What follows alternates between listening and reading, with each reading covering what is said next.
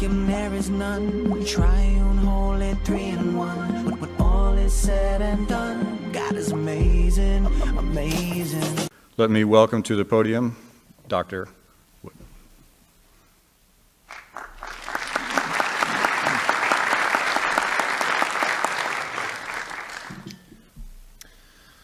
Well, good evening. I'd like to thank Reston Bible Church for hosting our debate tonight.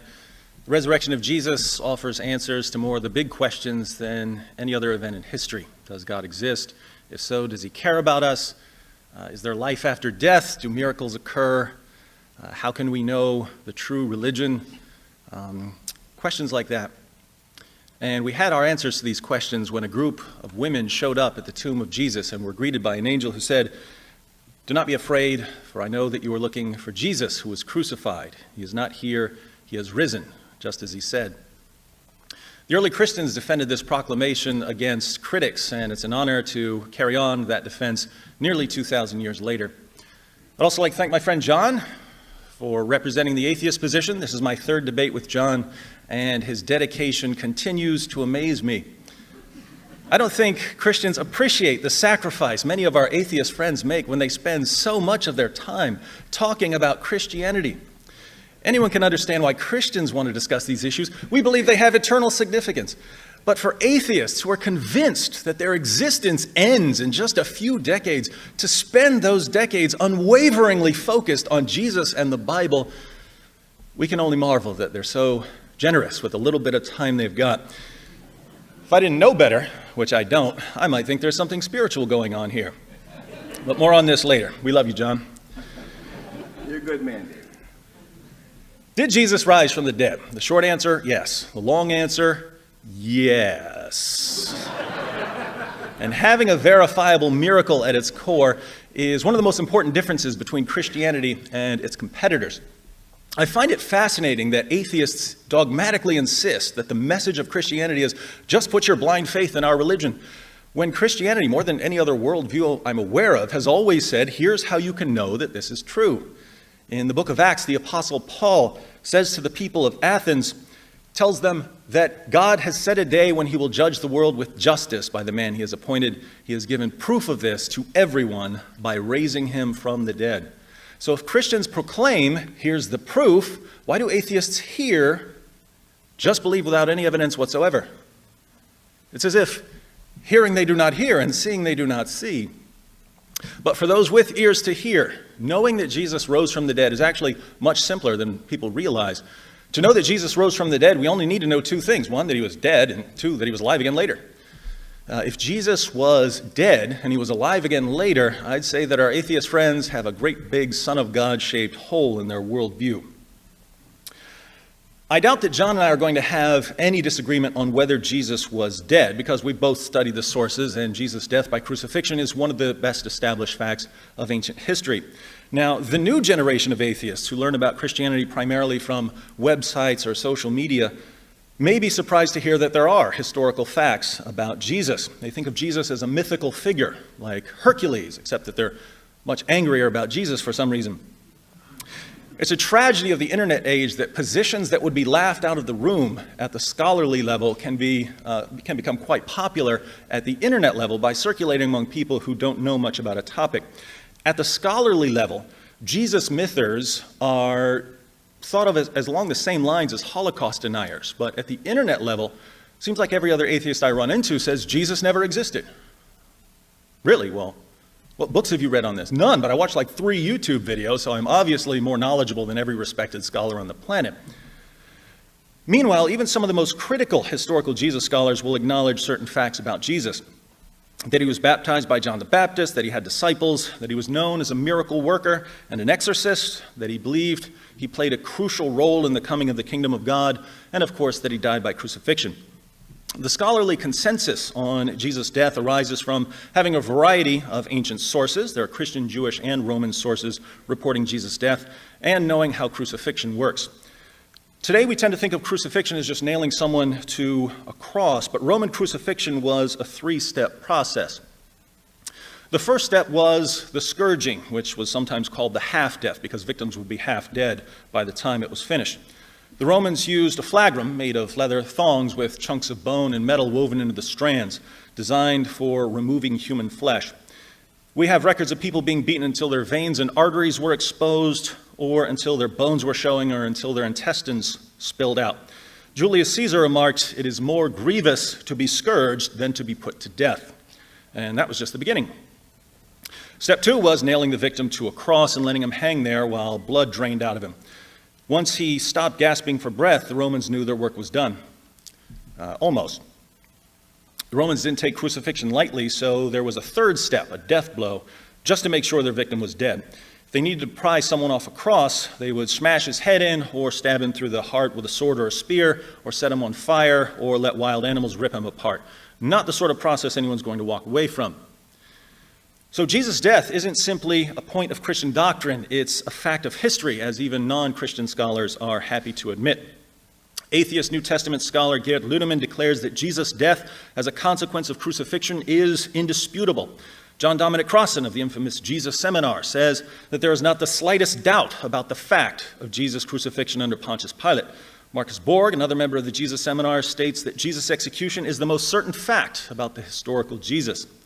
Jewish scholar Pinchas Lapid concludes that Jesus' death by crucifixion is historically certain.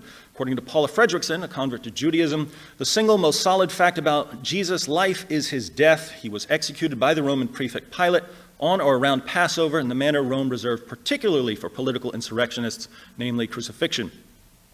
And as everyone's favorite scholarly critic of Christianity, Bart Ehrman, maintains, one of the most certain facts of history is that Jesus was crucified on orders of the Roman prefect of Judea, Pontius Pilate. The real question for us tonight, then, is whether Jesus was alive again. How would we know if Jesus was alive at some point following his execution by the Romans? Same way we know many other things from history. We need witnesses, and we need to know that we can trust these witnesses. Do we have witnesses of the risen Jesus? Yes, lots. Fortunately, they began preaching almost immediately, and we have summaries of some of their early sermons. They issued official creedal statements that could be easily memorized and passed on to others. They sent out representatives with authoritative traditions that would eventually be incorporated into the Gospels and other writings. We also have writings and quotations outside the New Testament from the next generation of Christian leaders, which included people like Clement of Rome and Polycarp, who knew one or more of the apostles and who continued preaching the message of the apostles, especially the resurrection of Jesus. But the most interesting source on the eyewitnesses of the risen Jesus is an early Christian creed recorded in 1 Corinthians 15, 3 through 7. 1 Corinthians was written around AD 55, and Paul says in the letter that he had already delivered the creed to the church in Corinth, which would have been several years earlier.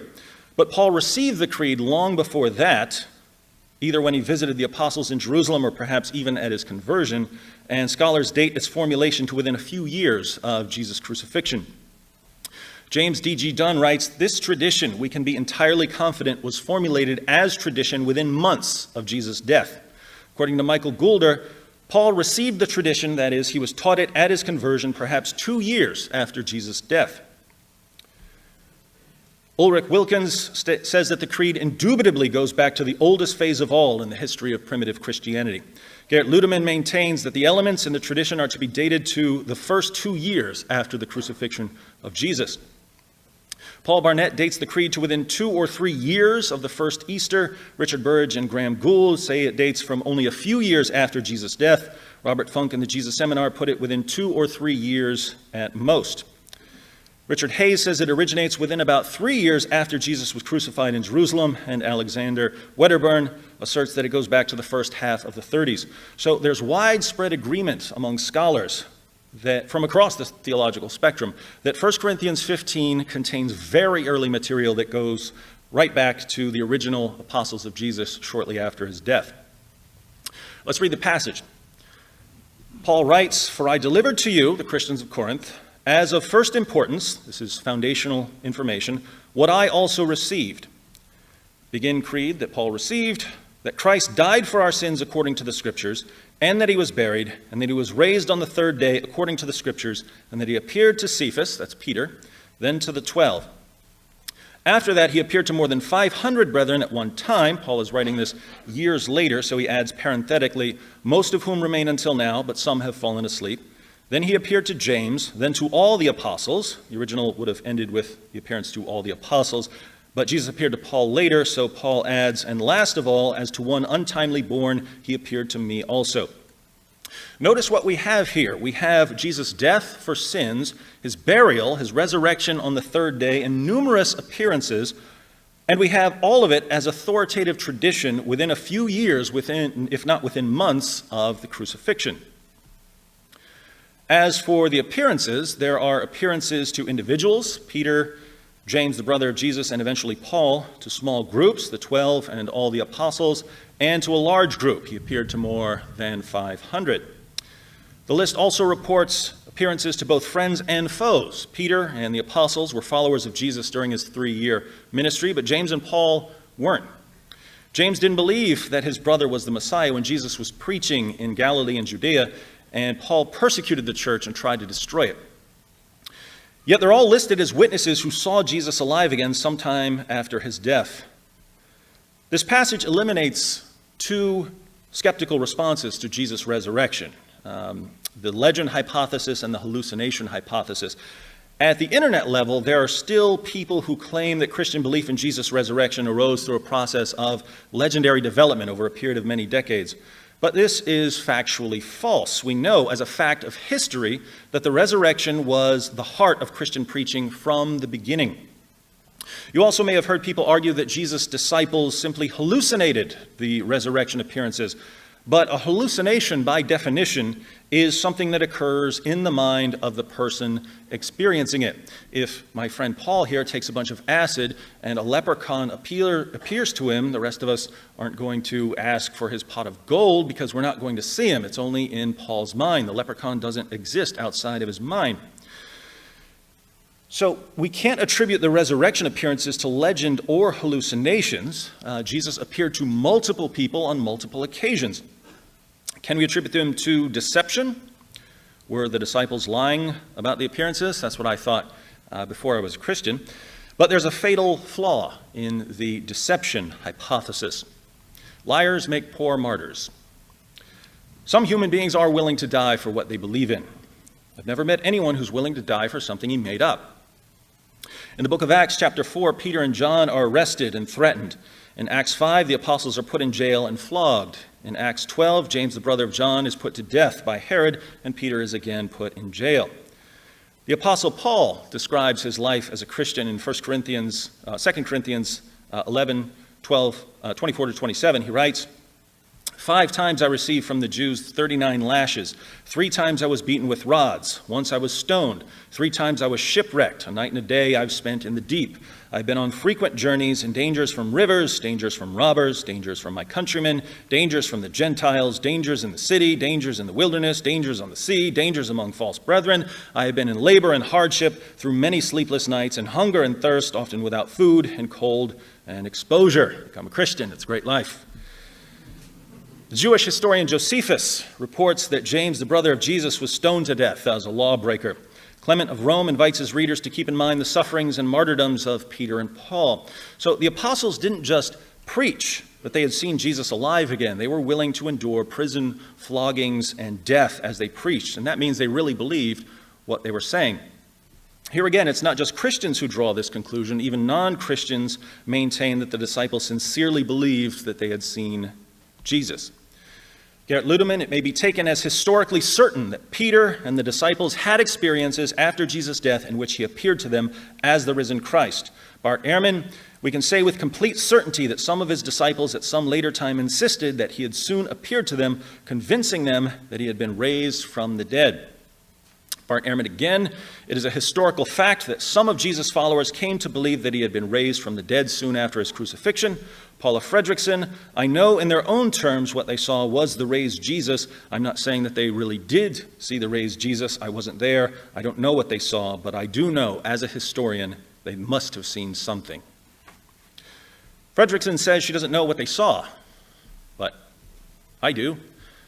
I think it's obvious what they saw. The disciples saw the sort of thing that would convince individuals and groups, friends and foes, that they had all seen a man who had been dead, alive again, standing in front of them, telling them why he had to die and rise again.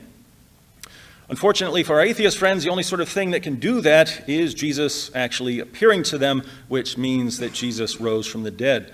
So there's only one conclusion to draw from the facts that even atheist and agnostic scholars grant as historically certain. And yet, atheist and agnostic scholars clearly don't believe Jesus rose from the dead. Why do they reject the resurrection when they're aware of the historical evidence? Different people will give different reasons for denying Jesus' resurrection, but if you do a little digging, two broad issues emerge most frequently. First, many people have a prior commitment to naturalism. Supernatural explanations are ruled out before the investigation begins. And if supernatural explanations are ruled out prior to investigation, Jesus' resurrection is never even a candidate for belief. So is a commitment to naturalism a good reason to reject the resurrection? As Alvin Plantinga and others have shown, naturalism as a worldview is fundamentally incoherent because it ends up undermining the cognitive faculties required to affirm it. But a more glaring difficulty, given a discussion of miracles, is the global abundance of miracle claims. In 2006, the Pew Forum issued a report titled Spirit and Power, a 10-country survey of Pentecostals, discussing statistics on Pentecostal and charismatic Protestants in the United States, Brazil, Chile, Guatemala, Kenya, Nigeria, South Africa, India, the Philippines, and South Korea. And the researchers found that approximately 200 million Pentecostal and charismatic Protestants in just those 10 countries believe that they have personally witnessed miraculous healings. And that's not counting other kinds of Christians in those countries or Christians in other countries around the world. Consider miracle reports in China. According to Edmund Tang, all Christian churches in China practice some form of healing. In fact, according to some surveys, 90% of new believers cite healing as a reason for their conversion. This is especially true in the countryside where medical facilities are often inadequate or non-existent. After reviewing a number of miracle reports from around the world, Craig Keener concludes, it is no longer plausible to tout uniform human experience as a basis for denying miracles, as in the traditional modern argument. Hundreds of millions of claims would have to be satisfactorily explained in non-supernatural terms for this appeal to succeed. While many may be so explained, one cannot adopt the conclusion of uniformity as a premise without investigating all of them. In other words, those who exclude supernatural explanations prior to investigation do so by faith, not because the evidence demands it. Second, it's perhaps even more common to reject the resurrection because of what the resurrection implies. If we believe that Jesus rose from the dead, we might think it's a good idea to listen to what he says. But Jesus said all kinds of things about sin and judgment and salvation, and if we don't want to take his teaching seriously, or if we don't want to become Christians, or if we despise anything that has anything to do with Christianity, we kind of need to get rid of that whole rising from the dead thing.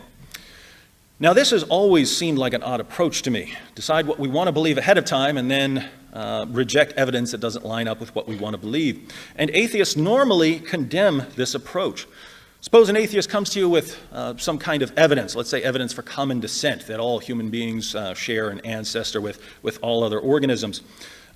If your response is, well, I don't like what that would mean, I don't like what common descent implies, so I'm going to reject any evidence you give me for it, the atheist will accuse you of being anti-science and anti-evidence and irrational and bigoted and every other thing you can think of.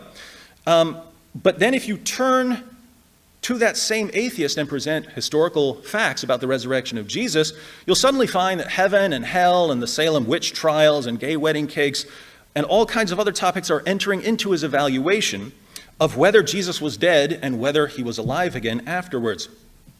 Feelings become the ultimate trump card.